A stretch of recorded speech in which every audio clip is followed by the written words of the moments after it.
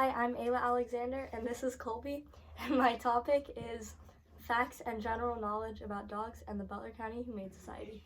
The reason I chose this topic is because we get almost all of our pets from the Butler County Humane Society.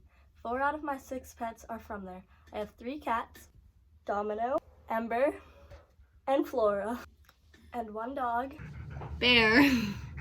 I just love dogs, and we've been adopting from the Butler County Humane Society for as long as I can remember, so I thought it'd be fitting to learn a little more about it. My first topic is foods that are good for dogs.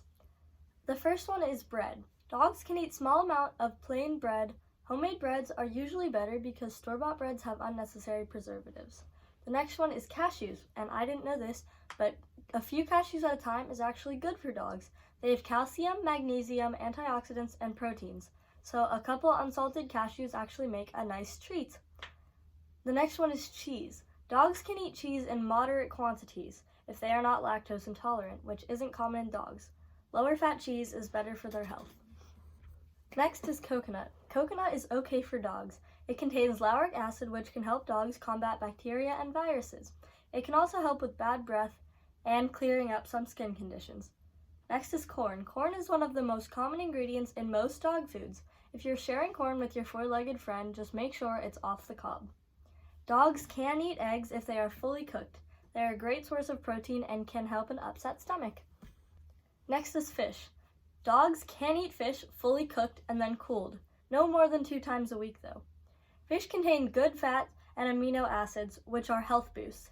Salmon and sardines are very beneficial. Salmon has vitamins and proteins, and sardines have soft, digestible bones for extra calcium.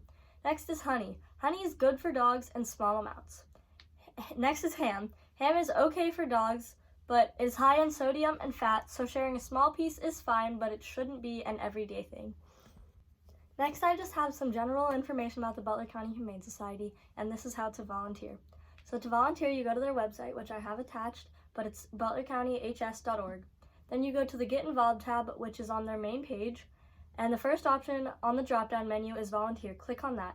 When you open that page, there'll be something in a purple box that says Current Volunteer Sign-In. Do not click on that because it will tell you to put in information that you don't have yet. In the second paragraph of the page that you just opened, towards the middle, it will say, to download the volunteer application, please click here. Click there and fill out the paperwork.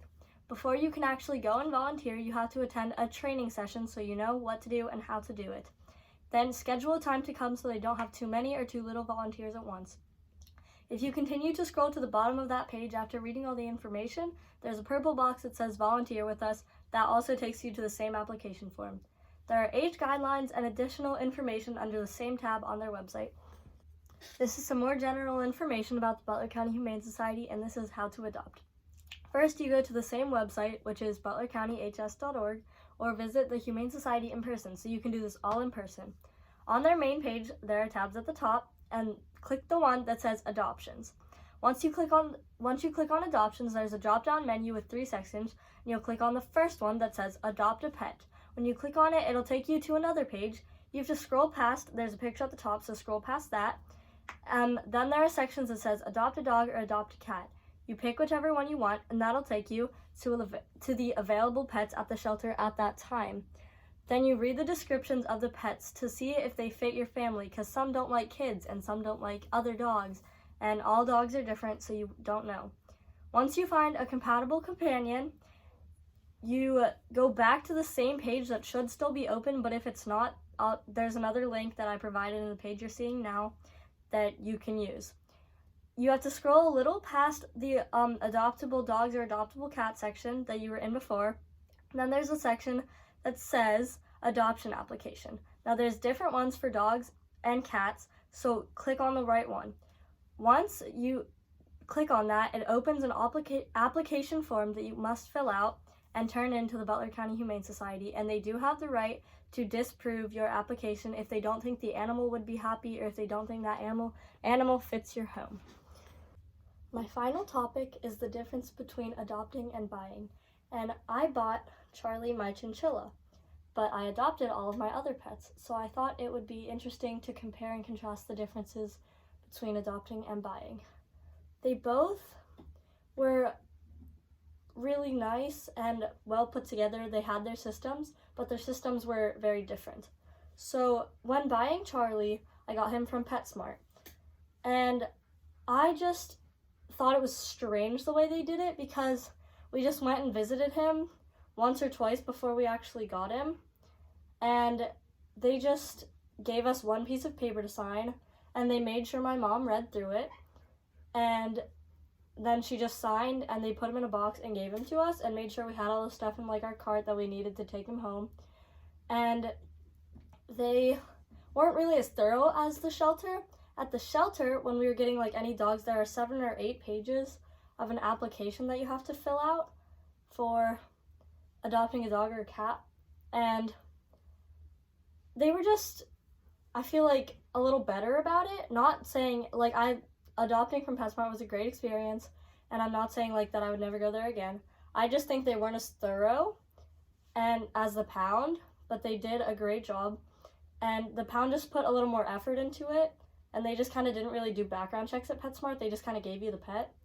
So, I don't know. I think the Pound did it more thoroughly, but they were both great experiences, and I've never had bad luck with a pet from any place, and all of my pets are great. So, I would do both. Adopt, yeah, and shop. And that leads to my next topic.